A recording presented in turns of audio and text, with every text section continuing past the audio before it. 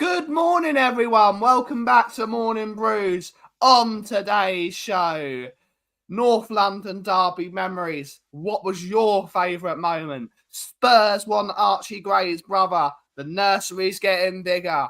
Madison quotes. Should Tottenham be winning trophies? And Mikel Arteta signs a 3-year deal. Tune in here.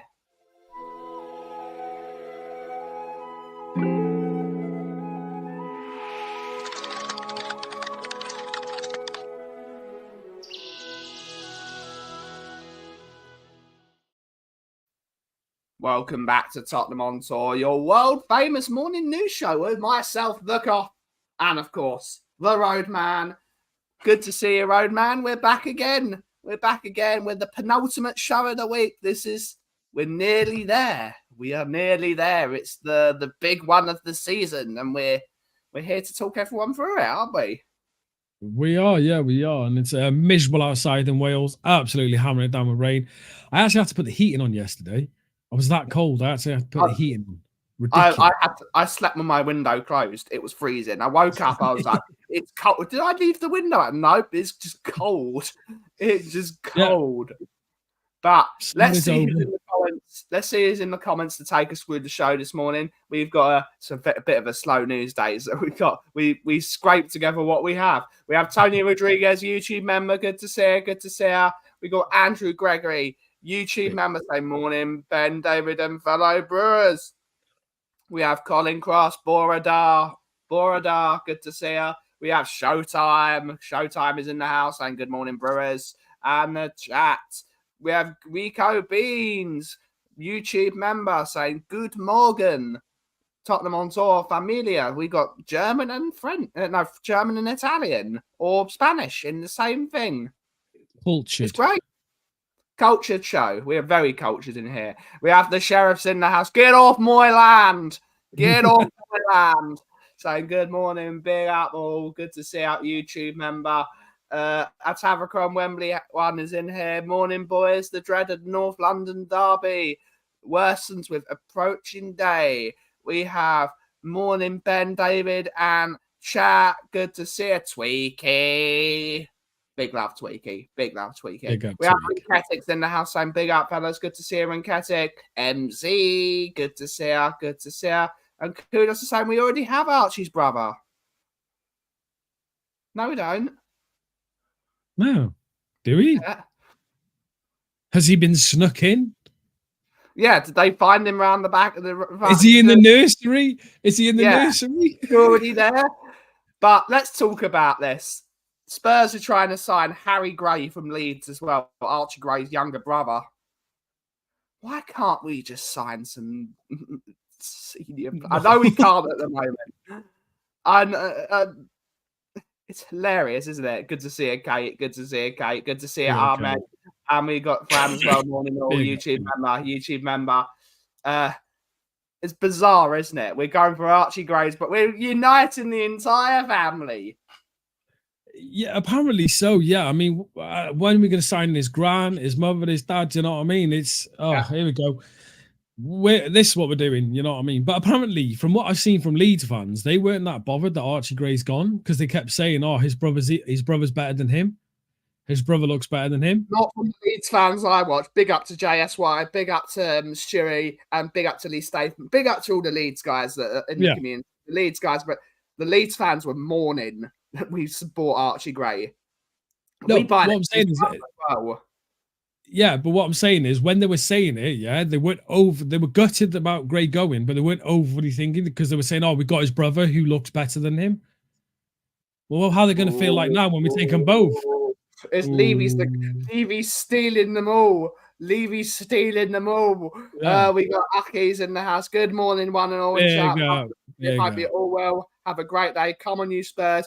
David Pleat, Blue Army. Big up, David Pleat. That's my guy. It's my guy. Big up, David Pleat. Yeah. We have Jimmy Hotspur. Good morning, all. The thing is, this is what we're doing at the moment. We're going down the route of signing young players. That's it. We're gonna be a buy sell club. Buy young, develop them, sell them. It's a business decision. We know our owner doesn't care about football. right? So we know unless we get a manager who's spawny as hell and gets all the luck in the world, we won't see a trophy. And well, put it this way, I'd be in a box full of dust and worms before Tottenham win a trophy, I reckon. Which is gutting to see until our owners are gone. Their basis on the whole of this club, the fans, everything is business. They don't care about anything else. And it's a shame, mate. It's a shame. Yeah. On the next bit of news, this has come right up to the North London derby. Mikel Arteta has agreed a 3-year deal to stay on at Arsenal. This is either a very good thing for us because Arteta's going to be too busy celebrating his new contract, or it's going to be very bad for it because the players that now know, shit, this guy's going to be the manager for 3 more years. If we don't impress him, we're gone. Yeah. I mean, this is going to give him a little boost, especially with the injuries. It's going to give him a little boost, whatever you think.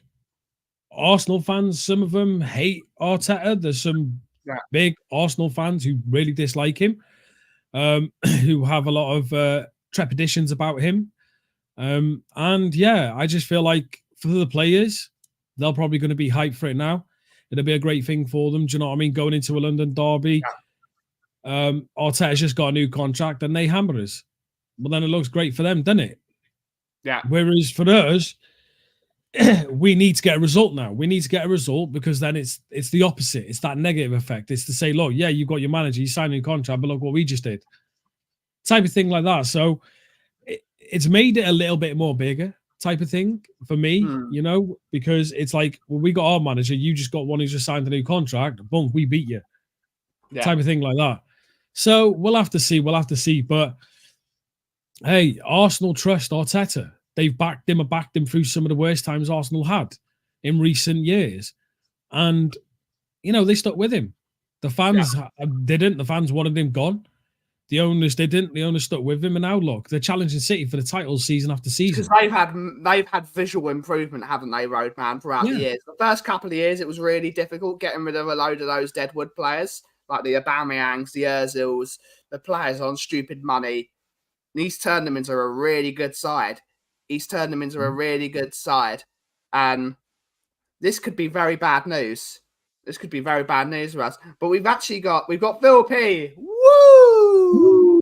Good to Ryan, if you've got those links for Phil P's charity thing, if you could shove them in the chat, that would be really helpful because we want to get this guy's charity going as much as possible. We've got an actual Arsenal fan. Good to see you, Anthony. So big up, guys. Come on, you Gunners.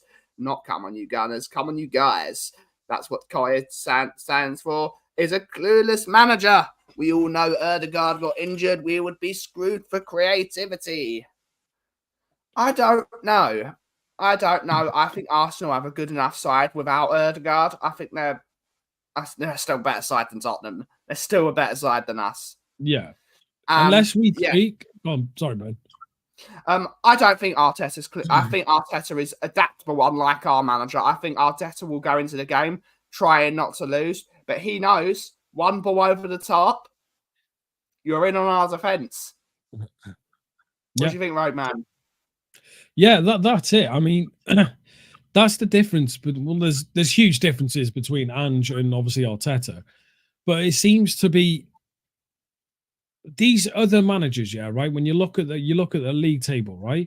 We're apparently a top 6 club. When you look at the other managers, they adapt, they change, they adjust, right? Yeah. With us, we seem to have one way of playing, and that's it.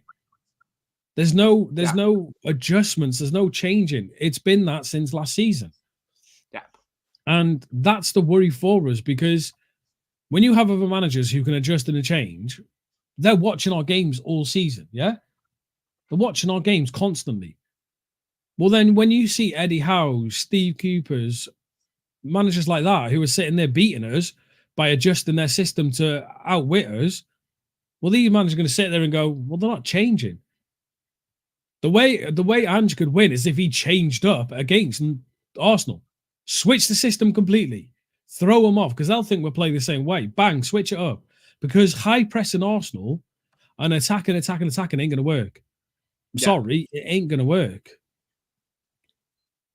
We got a question from Showtime. Mr. Showtime's in the house saying, question, TOT. If Solanke is not back for the North London derby, who do you play as our number 9? I think Kulusevski would have to. Saliba and Gabriel would bully Sonny. I agree with you. I think Kulusevski, back to goal, is a better player than Sonny. I think he'll be able to hold the ball up more and bring people into play. But the problem is, Spurs don't play like that. They don't play like that. We'll play Sonny up front, we'll play Erdeber on the left, and we'll play Johnson on the right. And we'll be incredibly weak up front, and we won't be able to get past them. No. And people are going to say, oh, Eeyore. For me, that's just the way I see it. We're allowed an opinion. It's the way I see it at the moment. I don't see us getting past them. Yeah, but I agree with you, Ben. See, the thing is, yes, they've had injuries, right? But they're still going to have Ben White on the right. They're still going to have Saliba. They're still going to have Gabriel. And on the left, I don't know who it is. Is it Tomiyasu? Yeah. Probably on the left. Their attack. They've still got Sterling. They've still got Havertz. They've still got Trossard. If they wanted to play him. If they wanted to play Zinchenko on the left, they could still play him there. They're only slightly weak in midfield, right? That's where they're slightly weak. But you look at Newcastle game, right? They were weak. And yet easily did us. Yeah. Because without an out-and-out striker, our system cannot work. That's why I didn't get why we only just bought Solanke, knowing Richarlison's going to be injured. Yeah. Right? You need an out-and-out striker for our system. You need someone who can get them goals from the balls that we put in, because we do create chances, mass chances. We pepper teams. We just got no one to finish it. Yeah. I mean, Harry Kane would have already had the golden boot by now if he was still here. Yeah. Sorry to bring him up, people. Sorry to bring him up, but you understand what I'm trying to say. Man, that must not be named. Oh my God, we're getting cancelled. They're going to clip that. Yeah, but that's the thing. we need an out-and-out striker, so it's not going to work unless we have one. And unfortunately, both are injured. Kulu is not a striker. Sonny is not a striker. Sonny openly admitted it's his worst position. Well, not his worst position, but he doesn't like playing there. He prefers to play on the left. Yeah. Why is Ange playing him there then? He's told you he doesn't like playing there, so I'm going to play you out of position. Yeah. I'm just, it's one of them. It's just like, whatever. I'm not overly confident with this. We'll have to see, Roadman. We'll have to see. We've got Jimmy Hotspur saying, question, if we get defeated this weekend, does the crowd turn inwards? No. Personally, no. This is me saying it as someone that's on there very much the doubting the way we play football most of the time, because I'm negative. I'll say I'm negative. I don't give a shit if people think I'm negative. I've got an opinion. Only if we get battered 5 or 6-0 will people change. Because at the end of the day, Arsenal are a better team than us. If we get beat by Arsenal, we get beat by Arsenal. They're a better side than us. That's just it at the end of the day. So, no, I'm not going to put any pressure on the manager. I'm not going to put any pressure on the manager. And we got a question for Phil P. Woo! Didn't Sonny play for the middle when we played at their place last year? We did play well that day. We did play very well that day. We played very well. Teams haven't figured out the way we play football yet. Nope. No, they do. Yeah. It's easy. It's easy. This is the simple basis to beat Ange's system, yeah? Right? Sit back with your players, limit chances, counter-attack. That's it. There you go. That's how you beat Ange's system. I'm not even a manager. I don't know nothing about managers, nothing like that. Sit back, control, stop chances being created, receive the second ball, win the ball, counter-attack. There you go. Yeah.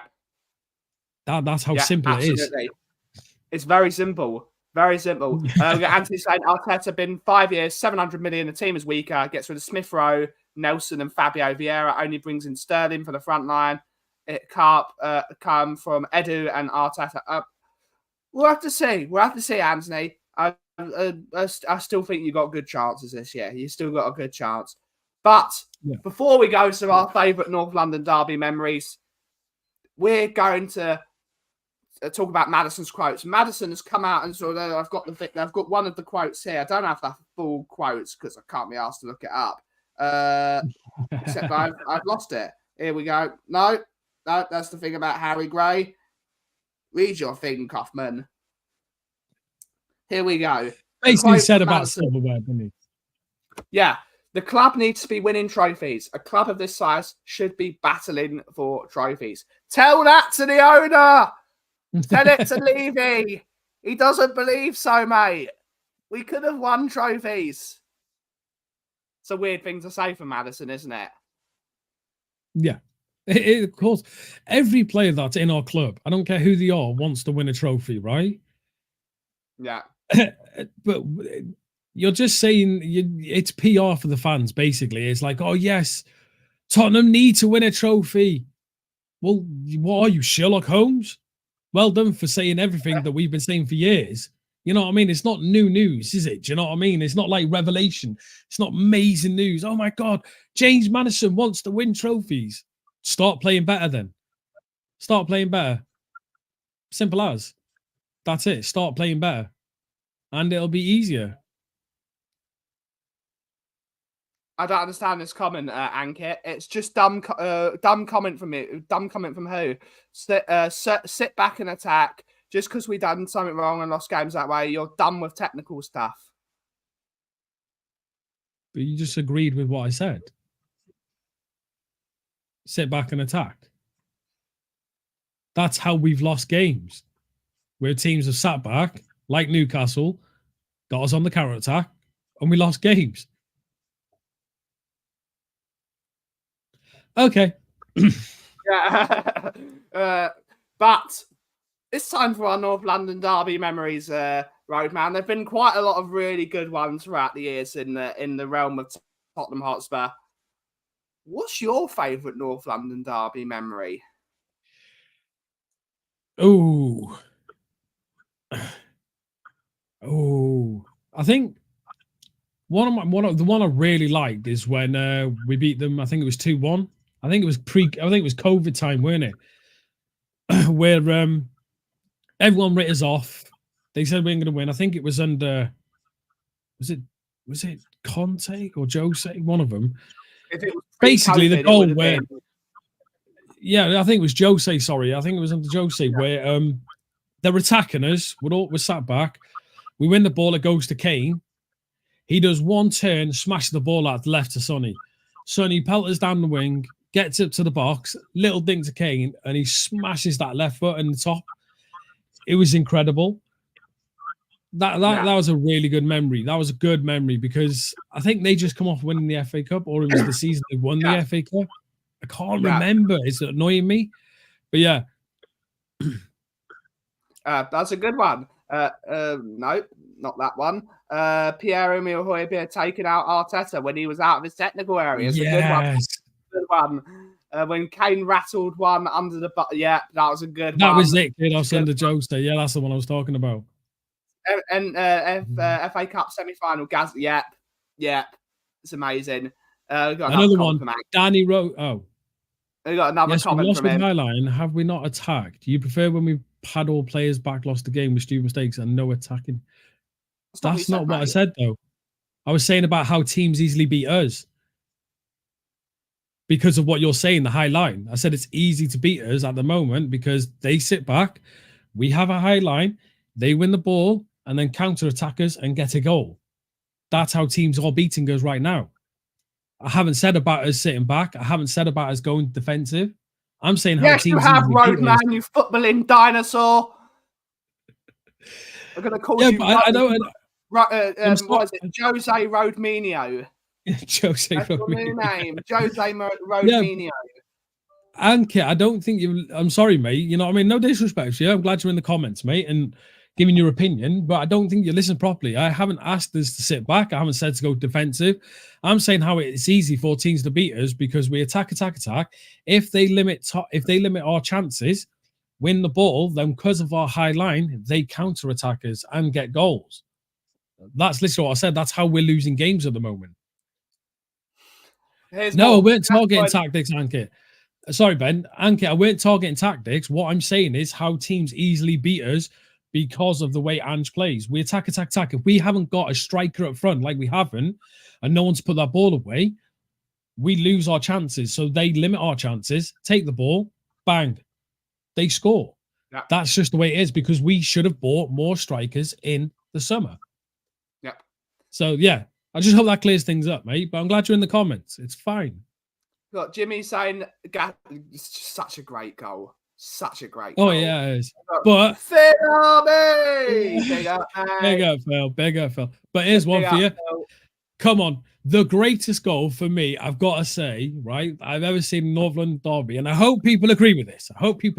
Yeah, right? And that's Danny Rose's debut goal. Oh, it's great. It was great. That was insane. Rinketic, I will ban you. 6-3-1. It was a great one. Oh, yeah. It's a great goal. Great goal. Yeah, this was a fantastic goal. I loved this goal. Yeah. Mine was 1974, 1-0 to us at Highbury. Chris Margoff scored, and then back to Alan Bullhouse for a High Kids birthday party. He was not a nice person. I like it. Van der Vaart in the North London Derby. He just got it. Yeah. Lamella and Jack wheelchair fight. It was brilliant. Lamella's Rabona, mate. That was a great goal. Yeah, but we lost that game. I know. Yeah, but you were talking about, we were. But my God, what a goal. Come on, it won a Puskas, for Christ's sake. Oh, it was ridiculous. He did everyone. Yeah. My favourite North London derby is when they won at the Lane. Yeah. Ban him. Ben, the mod father, ban him. I like Anthony. Anthony's a laugh. We got Fabrizio Romano. My favourite North London derby memory was the Unisca ball goal. I was in the away end. Yeah. It was my first ever North London derby away from home. I've still not lost a North London derby away from home. So if you've got an away ticket and you don't want to lose the game, give it to me. I've never lost one. Yeah. Give it to me. Yeah. In the stand, Unisca ball scores in the last minute. I fell 3 rows because it was just limbs. It was just absolute mental. My brother went to high five someone but missed them and hit them in the face. It was just perfect. It was legendary. Yeah, that was legendary. Yeah. Absolutely mental. Yeah. Oh, David Bentley's volley. Oh, that was a great goal. That was a good goal. Lamella's Rabona. Morning pot pickers. Morning, sir. Gaza walloped that one like it owed him money. Absolutely. Yeah. Look at the scoreboard. It's not chances, it's goals that counts. Absolutely. That's the thing, Colin. The issue, Colin, right, is, again, our manager's been left weak, right?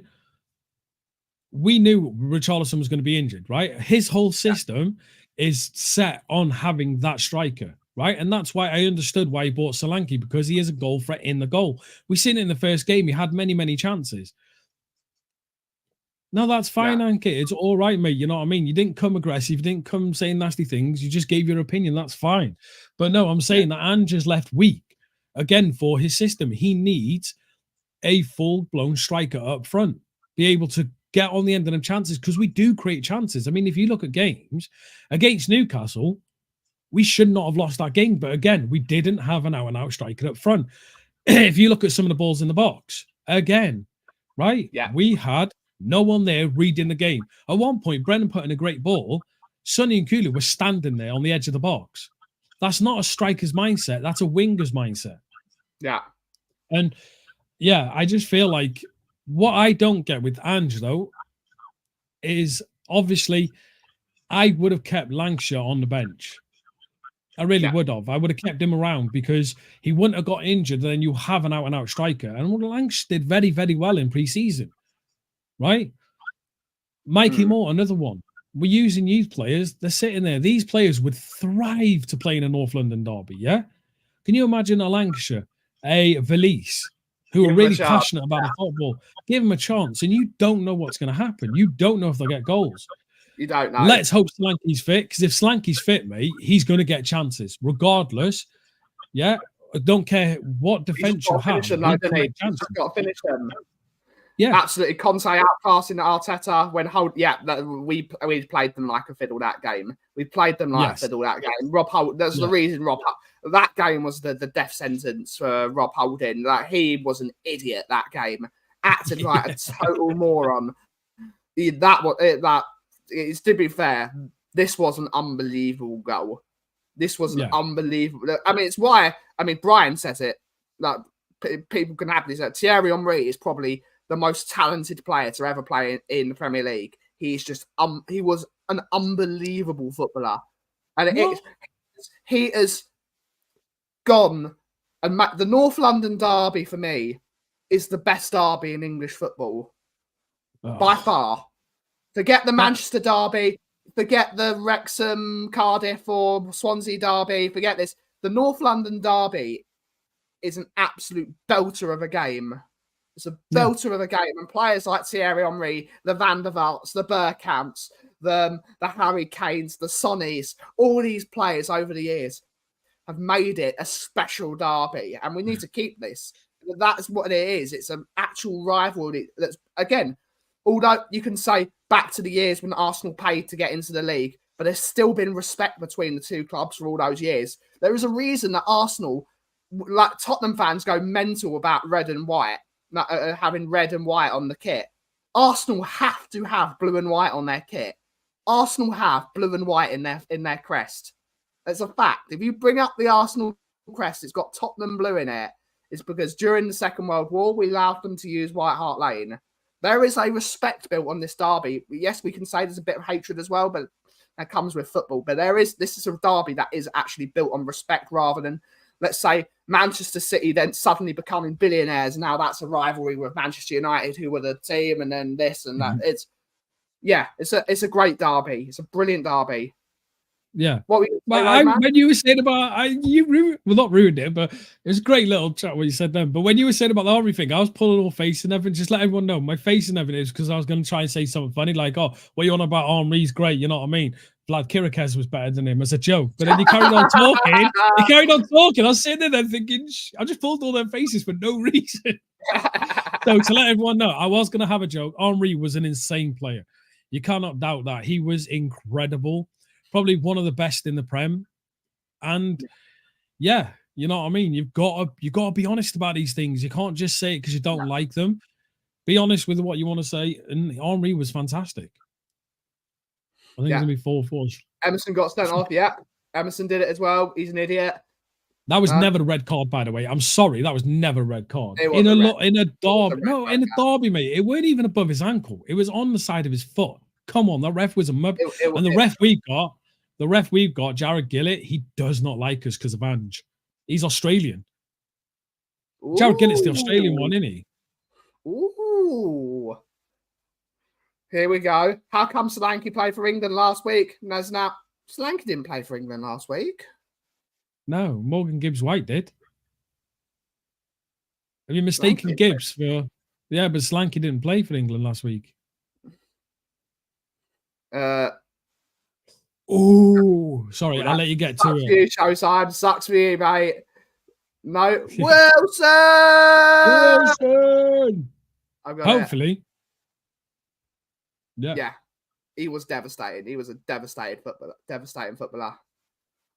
I would love to have seen Van der Ven versus Henry in pace. It would be an interesting race. Nah, Van der Ven's faster than him. Van der Ven, that guy, he is unbelievable how fast he is. I've seen some fast players. I've seen Gareth Bale at full tilt versus Maicon. Van der Ven's quicker. Van der Ven is quicker than Gareth Bale. He is lethally quick. It's unbelievable. But just to have a caveat to that, pace-wise, no, not a chance. Van der Ven will smash Henry every day of the week. But it's control at pace. So when Henry's at full pace with a ball, he would Henry's a striker and Van der Ven's a defender. He's a defender, So on the ball, no, I'm not saying with the ball. I'm saying if they were running, Henry with the ball, Van der Ven with the ball, Henry his skill at the time, he'd have put Van de Ven on his arse, mate. Yeah. At full pelt, he'd have put him on his arse, mate. Sorry to say, but I think he would have. Yeah. He got 88 pace. He got 88 pace. Yeah, it's not good enough. That's ridiculous. He's at least 112. Yeah. No, 114. So fast. 114. Yeah. That's my phone going off because I've got to do work things. But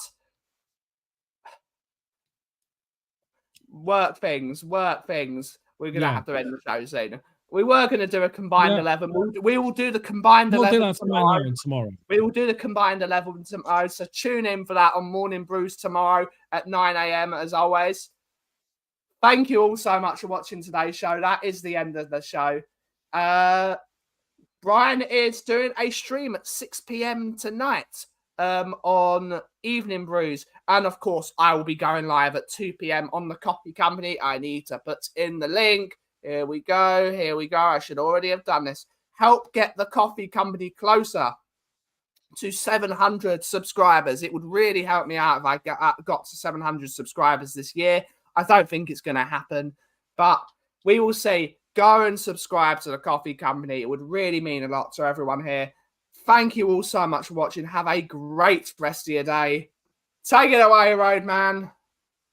Yeah, and if you can, please go follow our TikTok. It would make us massively happy because currently my Mrs. MZ is the one who's running it because she's really good at TikTok, and Ben makes some really funny videos. If you want to laugh, jump over to it because it's great. From me, A Domini Mind, thank you all so much for joining us. And as always, if you smell what the Kauff is brewing, David Pleats, Blue and White Army, and for the man in the comments, Mr. Daigle. And as always, Levy out. I can't say that. Like and subscribe. Like and subscribe. Get out my football club, Levy.